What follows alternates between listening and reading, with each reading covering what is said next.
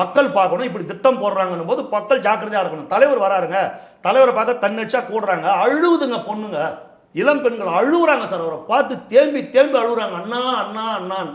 ஏண்டா vibration current உடம்புல அடிக்குது, இவங்கெல்லாம் ஓட்டு போட மாட்டாங்க. நான் பைத்தியமாடா, அவங்களுக்கெல்லாம் பைத்தியமா பிடிச்சிருக்குது. கண்ணில் கண்ணீர் விட்டு கதறாங்க அந்த முகத்தை பார்த்த உடனே. புரியுதுங்களா? ஒரு ஆயா பேட்டி கொடுத்தாங்க பாரு, ஒரு வயசான அம்மா பேட்டி கொடுத்தாங்க. நீ வராதப்பா ராஜா, நீ வராத, உன்னை ஏதாவது பண்ணிட போறானுங்க, நீ வராத, நீ கொம்முன்னு இரு, நாங்க பார்த்துக்கிறோம், நீ வராத, உன்னை ஏதாவது பண்ணிட போறானுங்க.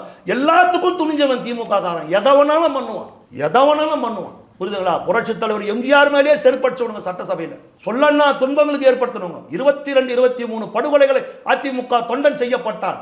வத்தலகுண்டு ஆறுமுகம், பூலாவரி சுகுமார 25, 26 பேர் படுகொலை செய்யப்பட்டார்கள். 48,000க்கும் மேற்பட்ட வழக்குகள் போடப்பட்டது எம்ஜிஆர் காலத்தில்.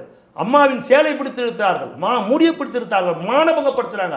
அம்மா காரை லாரியை விட்டு அடிச்சாங்க. இவளெல்லாம் செஞ்ச திமுக காரன் இதை செய்ய மாட்டானா? இவரை தலைவரும் ஜாக்கிரதையா இருக்கணும், கூடுற பொதுமக்களும் ஜாக்கிரதையா இருக்கணும். நம்ம தொண்டம் விழிப்பா இருக்கணும், ரொம்ப விழிப்பா இருக்கணும், ரொம்ப ஜாக்கிரதையா இருக்கணும். நீ உங்களையும் பாதுகாத்துக்குங்க, ரொம்ப விழிப்பா இருக்கணும். ஏன்னா எப்போ ஒரு பாட்டில் ஒடிச்ச பாட்டிலாம் அடிக்கிறான் போது, அவன் பாட்டில் அடிச்சு அவன் மேலே பட்டு மண்டை தான் கிழியும். ஆனால் ஒடிச்ச பாட்டில் துண்டை வீசினா அது போய் நேரம் அர்த்தம். எந்த அளவுக்கு ஒரு பெரிய பக்கா கிரிமினல் தான் இந்த வேலையை பண்ணுவான்.